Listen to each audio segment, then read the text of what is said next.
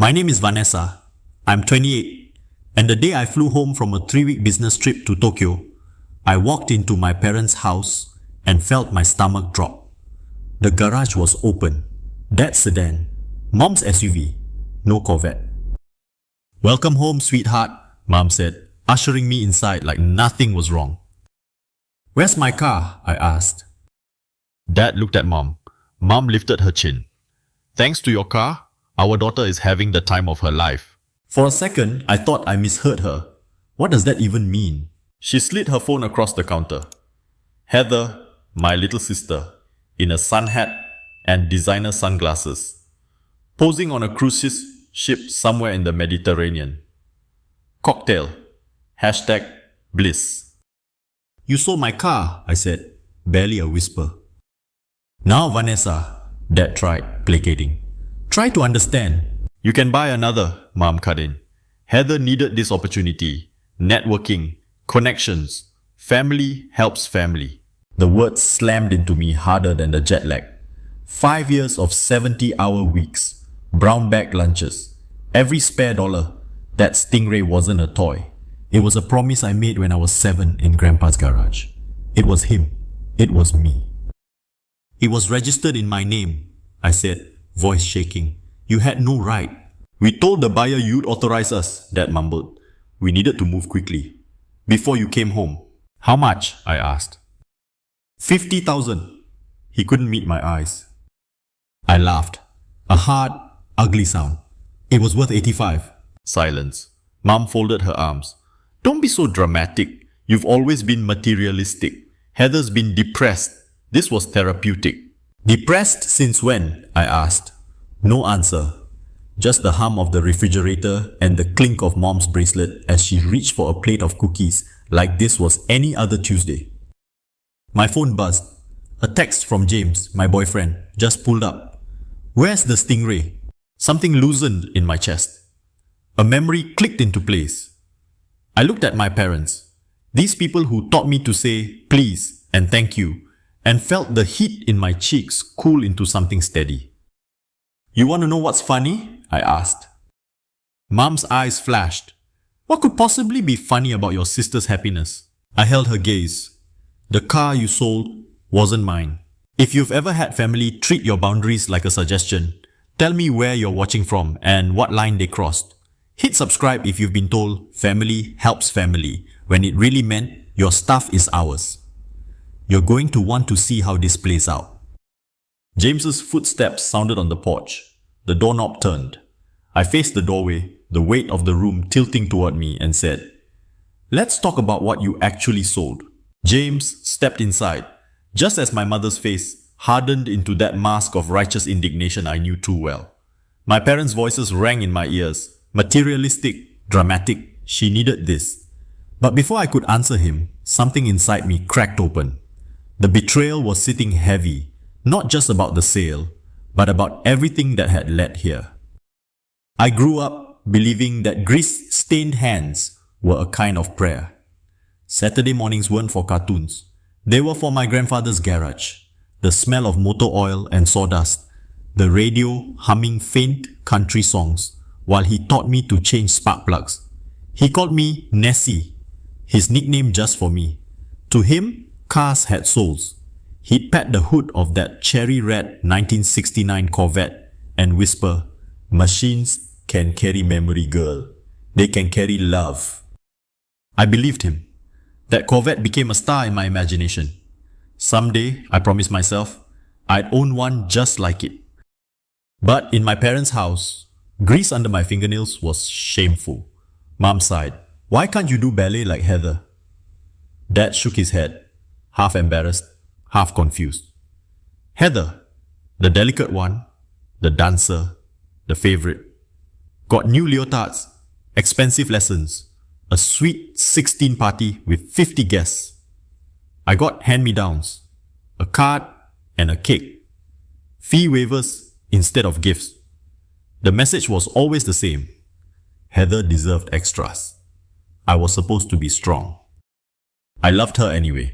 I told myself it wasn't her fault. But that imbalance carved something hollow in me. a loneliness that followed me into adulthood. So I built my own path. 3 jobs through college, nights folding laundry at the dorm, mornings tutoring econ, weekends as a barista, straight A's, a finance degree.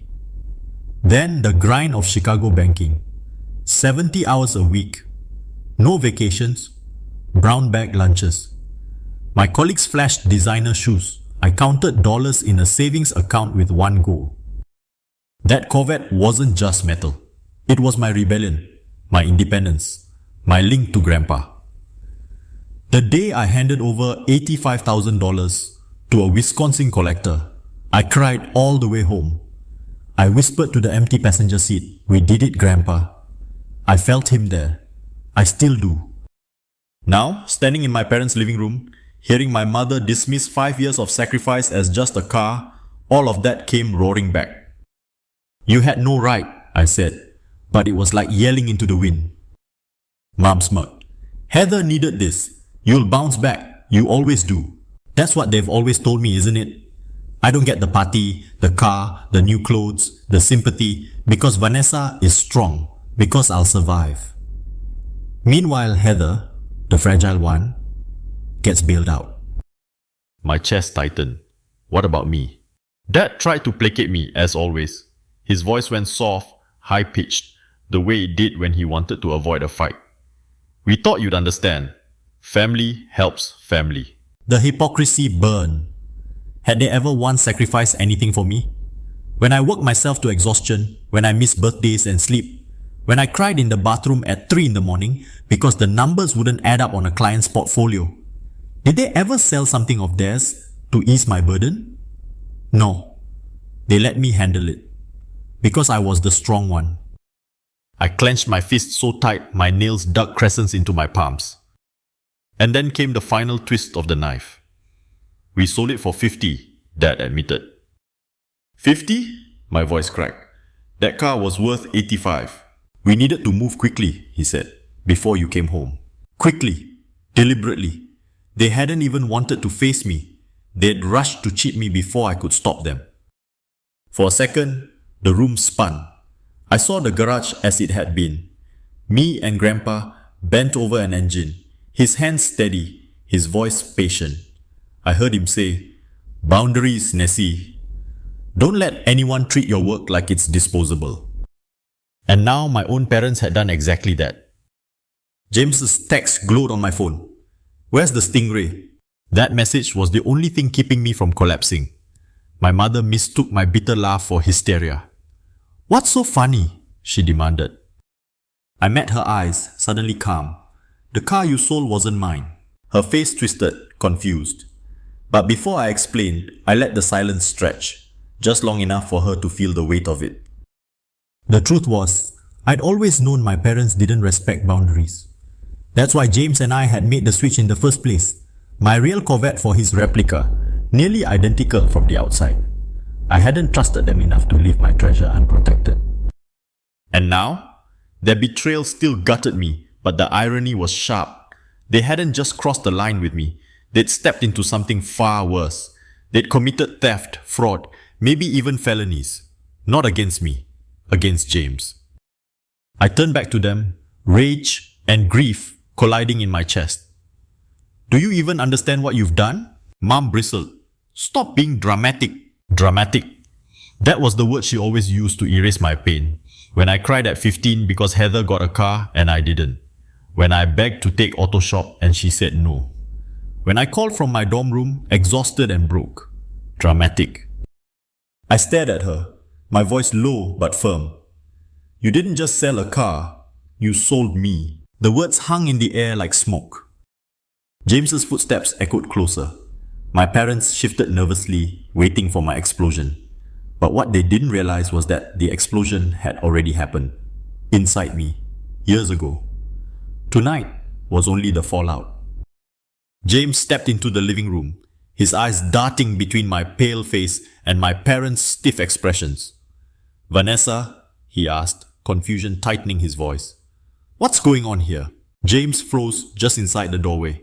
His eyes moved from my face, pale and tight, to my parents' forced expressions. Vanessa, he said carefully. What's going on here? I inhaled deeply, steadying myself. Tell them, James. Tell them what car was in the garage these past 3 weeks. He looked at me, then at my parents, and finally let out a humorless laugh. You didn't sell her Corvette. You sold my replica. The silence was instant and heavy. My mother's jaw dropped. My father blinked as if the words needed translation. What? Mum whispered. You heard him, I said, my voice steadier than I felt.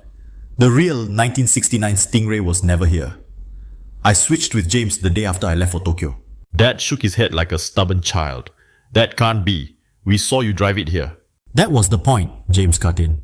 They look identical from the outside. Mine's a replica, built in 2004, worth about 30 grand, not 85. Color drained from my mother's face. Dad gripped the armrest of his recliner. For once, he had nothing to say. I leaned forward, my palms pressed against the kitchen counter. So, congratulations. You didn't just betray me, you committed theft. You sold property that wasn't even mine to sell. Mum's voice pitched high.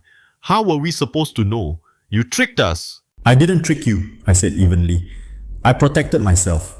Because deep down, I knew you couldn't be trusted. James crossed his arms. You forged a bill of sale, forged Vanessa's signature, and passed off my car as hers. That's fraud. Wire fraud. If the money moved electronically. Grand theft auto. All felonies. Dad's face crumpled. We didn't know. We just wanted to help Heather. The doorbell rang. The sound jolted me. I checked my phone. An unknown number had just called. Against my better judgment, I answered.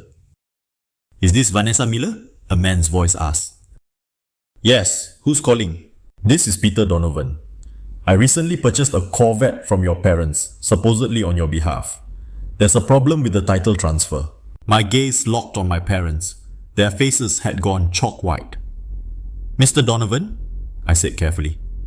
There has indeed been a misunderstanding. I'll call you back within the hour. When I hung up, Mom collapsed into a chair, her head in her hands. Oh my God, what have we done? You've committed fraud, James said flatly. Dad's voice cracked. We could go to jail. You could, James confirmed. I swallowed hard. Rage was still in me, but grief pressed down harder.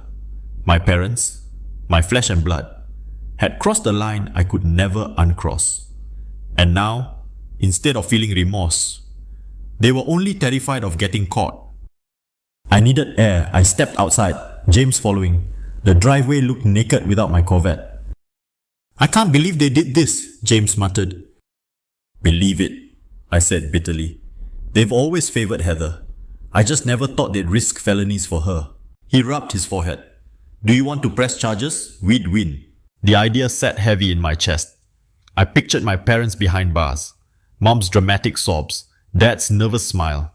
As furious as I was, the thought made me sick. I don't know, I admitted. I want them to face consequences. But prison? James nodded slowly. Then we need to find another way. Inside, my phone buzzed again. Mom had texted. Your Aunt Sylvia thinks you're being selfish and ungrateful. I showed James. They're already rallying the family against me. Sure enough, Aunt Sylvia called within the hour.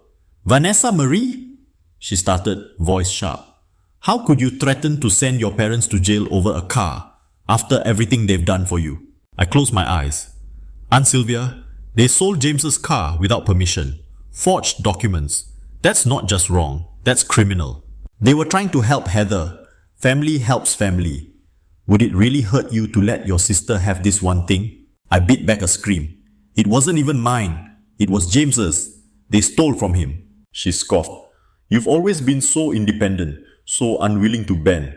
Don't make this worse. When I finally hung up, my hands were shaking. I looked at James. Family helps family. Except me, apparently. I'm always the one expected to give something up. He squeezed my shoulder. Not everyone sees it that way. Call Uncle George. He was close to your grandfather. He'll understand. I did. And his reaction was night and day. They did what? He exclaimed. Sold James's car? Vanessa, that's criminal. You have every right to be furious. Your grandfather would be appalled. His words steadied me. For once, someone in my family was on my side. That night, exhaustion slammed into me. James ordered Thai food, but I barely tasted it. The apartment felt too quiet, my mind replaying every moment of betrayal. What if they'd sold my real Corvette? I whispered. James set down his fork. What would you have done? Press charges immediately, I admitted. That car is irreplaceable. It's Grandpa. It's 5 years of my life. I don't think I could have forgiven them. And now? He asked gently. Now it's complicated. They still committed a crime, but against you, not me. And no matter what, they're still my parents. He nodded. I don't want them in prison either, but they need to make this right. They need to feel consequences. The next morning, pounding on the door woke us. My parents stood outside, disheveled, eyes red. Vanessa, please, Mom begged, clutching my arm. We can't eat, can't sleep. You have to help us. You should have thought about that before selling a car that wasn't yours, I said coldly. Dad's voice broke. We'll do anything to make it right. Anything? I asked. Anything, he repeated. I crossed my arms. Then get ready to face what you did. It's not just about me. You stole from James. Mom sobbed. We'll pay him back. Every penny. And where will you get $30,000? I demanded. You just said money was tight with the kitchen renovation. We'll take out a home equity loan if we have to, Dad insisted. I shook my head. We'll be talking to a lawyer this afternoon. Until then, I don't want to hear another word. By 2 o'clock, James and I sat in Alicia Ramirez's downtown office, the sleek glass walls reflecting our worried faces. Alicia, sharp-eyed and calm, listened to everything. So, let me make sure I understand, she said, scribbling notes. Your parents sold James's car without permission, forged documents, provided a false VIN, and pocketed $50,000 to fund your sister's vacation, correct? Yes, I said, my voice tight. She leaned back, frowning. That's grand theft auto and wire fraud at minimum. Each charge can mean up to 15 years in prison. My stomach dropped. James squeezed my hand. What are our options? I asked. 1. Press charges. 2. Sue civilly. 3. Resolve privately with restitution. The third option avoids court, but they'd still be guilty if authorities pursued it. The cleanest part is restitution, returning Donovan's money and unwinding the sale. But that requires $50,000 immediately. Dad's words echoed in my head. We'll take out a loan. Alicia continued. The longer this drags on, the more likely Donovan reports it himself. Move quickly. When we left her office, James exhaled hard. We need to call Donovan, and we need to deal with Heather. I nodded grimly. My sister, somewhere on a cruise ship, had no idea of the wreckage she'd left behind. That night, I reached Heather via satellite phone. Music and laughter buzzed in the background. Vanessa, why are you calling? Is something wrong? Yes, very wrong. Mom and Dad sold a car to pay for your cruise. A car that wasn't theirs. She paused, then laughed. Oh, is that all? I thought someone was sick. You can always buy another car. It wasn't mine, I snapped. It was James's. What they did was illegal. They could go to jail. Finally, silence. Jail? Don't be ridiculous. Not ridiculous. Felonies, grand theft, fraud. So pack your bags. Your Mediterranean adventure is over. You're coming home. But the cruise doesn't end for another week. Then get off at the next port and fly back. This isn't optional, Heather. Her voice wavered. I didn't ask them to sell the car. Didn't you? I shot back. You complained about needing the cruise. You let them believe your happiness was worth destroying mine. The silence on her end was answer enough. I hung up, shaking, my heart pounding with fury and exhaustion. The cracks in my family weren't just showing anymore. They were gaping wide. The morning after my call with Heather, James and I sat at the kitchen table. Laptops open, notes scattered. The air between us was thick with tension. We had one name circling us like a storm cloud. Peter Donovan. He sounded angry already, I muttered. If he realizes how deep the fraud goes, he won't hesitate to call the police. James rubbed his temples. That's why we need to meet him, face to face. Show him we're serious about fixing this. I nodded, though dread pooled in my stomach. My parents had crossed the line. The fallout was now in my lap.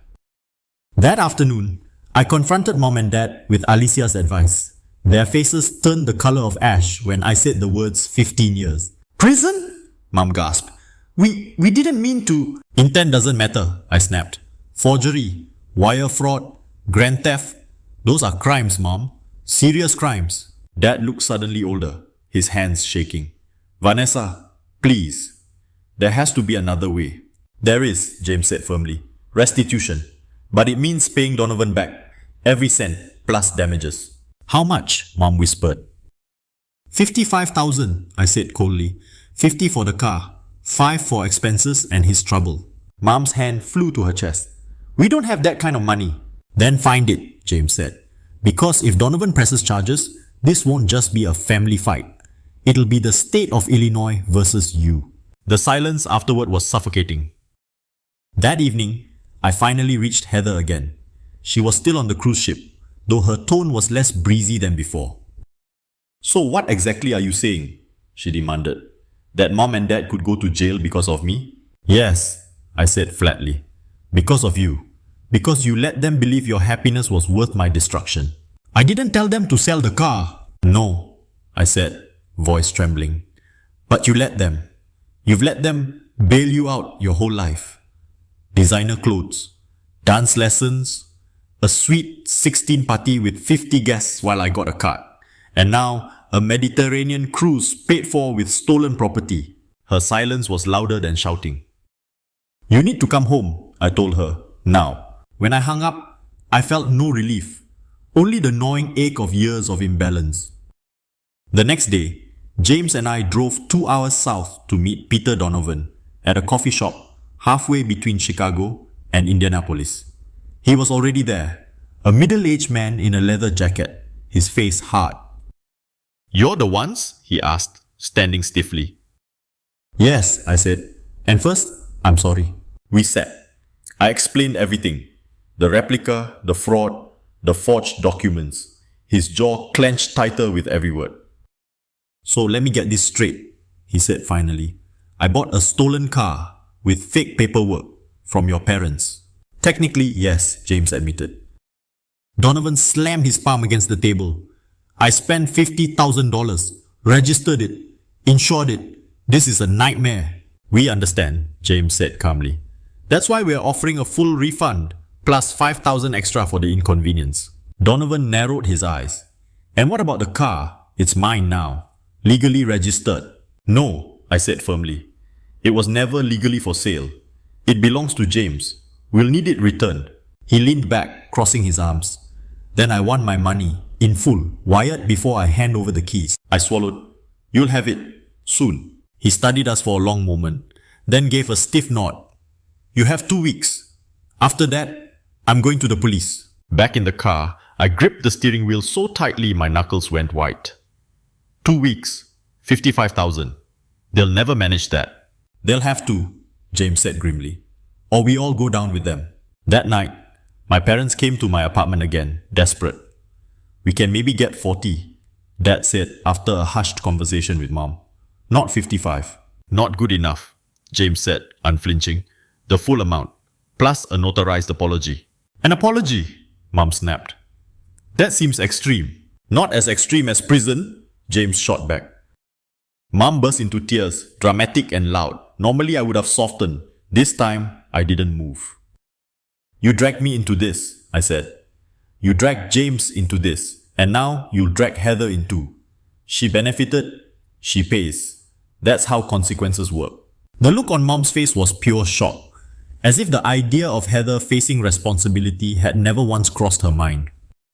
3 days later, Heather finally walked into my apartment, fresh off an early flight. Her hair was still sun-bleached from the cruise, her skin tanned, her expression stormy. I can't believe you made me come home early, she snapped. Do you know how embarrassing this is? Embarrassing? I barked out a laugh. Our parents committed felonies so you could sip cocktails on a boat.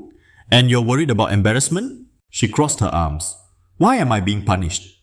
I didn't sell the car. No, I said, my voice cold. You manipulated them into thinking your happiness mattered more than my boundaries. You're 24, Heather. An adult. And it's time you acted like one. Her chin trembled. You've always been jealous because Mom and Dad love me more. The words hit the room like a grenade. Even our parents flinched. Is that what you think? I asked softly. She looked down. They've always given me more. Protected me. Made things easier. And look how that's turned out, I said. You're 24. Unable to stand on your own. That's not love. That's enabling. For once, Dad didn't argue. He rubbed his face, exhausted. Vanessa's right. We thought we were protecting you, Heather, but all we did was cripple you. The room went silent. Mom's sobs quieted. Heather's eyes filled with tears.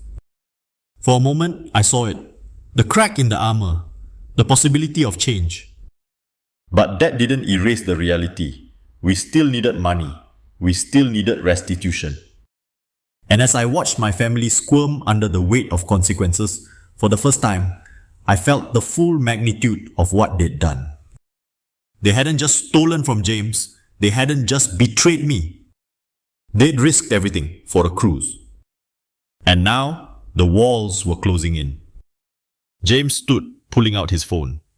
It's time, he said. We call Donovan, and we tell him exactly how this is going to get fixed. James's words cut through the silence. We call Donovan, and we tell him exactly how this is going to get fixed. My parents froze. Mom's mascara-streaked face jerked up. Dad shifted in his chair, his voice trembling. No, please, not yet. We just need more time. I folded my arms. Time is exactly what you don't have. Donovan gave us 2 weeks. You either find the money or you face the consequences. That night, James and I dialed Donovan on speaker. My parents sat stiff across from us, Heather sulking in the corner. Mr. Donovan, James said evenly when the line clicked. We've discussed restitution. 55,000 wired to your account. In exchange, you return the replica Corvette. Donovan's voice was hard. And if I don't have the money by the deadline, then we'll be forced to let the legal system handle it, James replied without hesitation. I could almost hear Donovan exhale. Fine, but I want proof. Paperwork. Signatures. You'll have it, James promised. Notarized. When the call ended, the room erupted. 55,000? Mom shrieked. We can't. We barely have 40. Then sell something, I said sharply. Jewelry, investments, whatever it takes. Dad's hands shook. We'll try. Not try, James said, voice low. Do. The following days turned into a blur of tense negotiations. My parents visited banks, filled out loan applications, whispered about which heirlooms could fetch cash. But when they returned, their faces were grim. We can get 40, Dad admitted, his voice barely audible. Not more. Not good enough, James snapped. The full amount, or Donovan goes to the police. Mom's eyes filled with tears. But Heather can't contribute. She's just starting her career. Stop! My voice cracked like a whip. Heather benefited the most. She goes on a luxury cruise while we clean up the wreckage. She's paying. Heather's face flushed. I don't have that kind of money. You have 10,000 in savings, I shot back. Don't lie. You bragged about it at Christmas. Her mouth opened, then closed. She glanced at our parents, silently begging them to intervene. But for once, they stayed quiet. You contribute 10, I said. Non-negotiable. Heather exploded. Why is it always me who gets blamed? I barked a laugh. Always you? Heather, everything has always been about you. Your dance lessons, your parties, your car, and now this cruise. For once in your life, you're going to face the consequences. Her lip quivered. You've always been jealous because they love me more. I stared at her, my chest aching. Maybe they did. But love isn't covering up your mistakes and throwing someone else under the bus. That's not love. That's enabling. The room went silent. Even Mom lowered her eyes. Dad sighed, shoulders slumping. Vanessa's right. For the first time in my life, he wasn't making excuses. He looked at Heather, then at Mom. We've hurt both of you. Protected Heather when we shouldn't have. Ignored Vanessa when we should have lifted her up. That ends here. James leaned forward, placing a folder on the table. Here's what happens. 40,000 from the loan. 10,000 from Heather. 5,000 from liquidating jewelry or investments. Total 55 plus. He opened the folder to reveal a drafted document.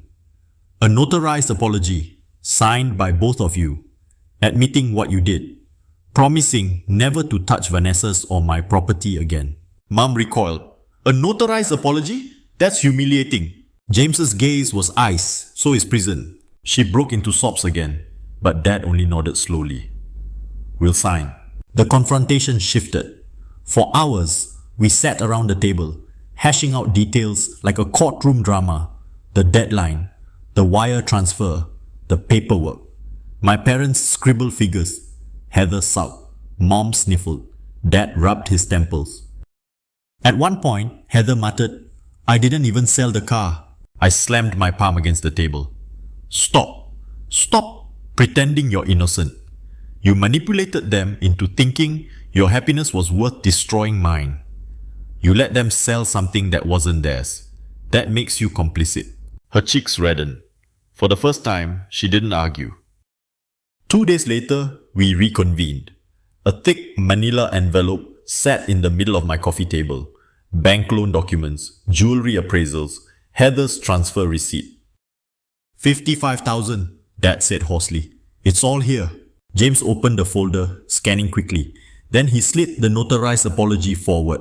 And this? Dad picked up the pen with trembling hands. Mom hesitated, but his stern glance silenced her. One by one, their signatures scrawled across the page. It was done. The meeting with Donovan was tense. We met in a lawyer's office downtown, the air sterile, fluorescent lights buzzing. Donovan sat with his arms crossed, eyes wary. The funds are wired, James said, sliding over proof of transfer. Donovan checked his phone, then gave a curt nod. It's there. And the car? I asked. He handed over the keys with a sigh. In the garage downstairs, exactly as I bought it. Relief washed over me like rain after drought. James's replica was safe. My Corvette was safe. But my family? That was another story. That evening, we gathered one last time for what I called the reckoning. Heather sat stiff, arms folded. Mom dabbed her eyes. Dad stared at the floor. This, I said, holding up the notarized apology, isn't just paper.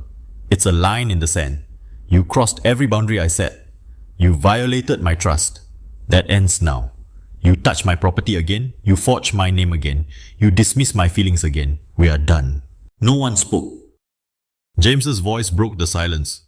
This is your second chance. Don't waste it. For a moment, I thought Mom would lash out, that she'd defend Heather as always. But instead, she whispered, "We're sorry." Her voice was shaky, but the words were real. Heather looked away, her jaw tight. "I still think you're jealous." I exhaled sharply. "And I think you're terrified. Terrified of standing on your own. Because if Mom and Dad don't bail you out, you have nothing left." Her face crumpled. Tears spilled over. And in that fragile moment, I felt the faintest flicker of hope. That maybe, just maybe, she could change. But change wouldn't erase the damage. Not yet. Maybe not ever. As James and I left that night, the cool Chicago air hit my face. I turned to him, exhausted but steadier than before. "They finally felt it," I whispered, "the weight of consequences." He slipped his hand into mine. "And you made them face it. That's strength, Vanessa. Real strength." For the first time in weeks, my chest loosened. But deep down, I knew the fight wasn't over. The next invitation came a month later. Dinner at my parents' house. I stared at the message, my heart torn. After everything, could we really sit at the same table again? The message sat on my phone for 2 days before I answered it. Family dinner, Sunday. Please come. For weeks, I'd avoided them, nursing my anger, keeping my distance. But something inside me, maybe exhaustion, maybe curiosity, made me type back. I'll be there. Sunday evening, I walked into my parents' house with James at my side. The air felt different, cautious, fragile. The kitchen smelled of grilled chicken, not Mom's usual lavish spreads. Dad's hands, once soft from years of office work, were now calloused from the construction job he'd picked up to help cover the loan. Mom's diamond rings were gone, sold for restitution. Heather was late, stuck in traffic from her new job. We sat at the table in stiff silence at first. Weather, work, small talk. But then Dad cleared his throat. I was thinking, he said slowly, maybe I could buy Uncle George's old truck, fix it up. Vanessa, maybe you teach me? I blinked. My father, the man who once shook his head at my grease-stained hands, was asking me to show him. His eyes darted away quickly, as if embarrassed. I'd like that, I said softly. For the first time in years, something unspoken bridged the gap between us. Mom returned from the sideboard with a small gift bag. "This is for you, James," she said. He frowned, pulling out a framed document. It was the title to his replica Corvette, along with a handwritten note.